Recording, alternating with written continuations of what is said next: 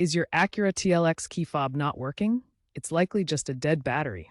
This video shows you how to quickly and easily replace the CR2032 battery in your 2015-2023 Acura TLX key fob. You'll need a new CR2032 battery, 3 volts, a small flathead screwdriver or plastic pry tool, and gloves to prevent static discharge. Acura TLX key fobs use a 3-watt CR2032 lithium battery.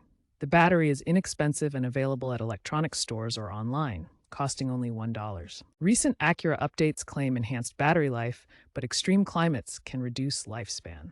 Let's get started. First, locate the small notch or seam on the edge of your key fob.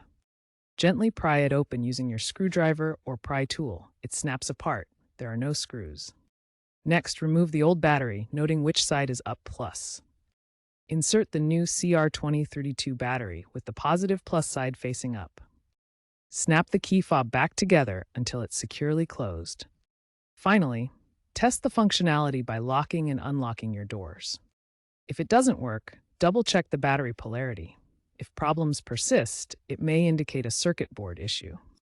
Remember to recycle your old battery.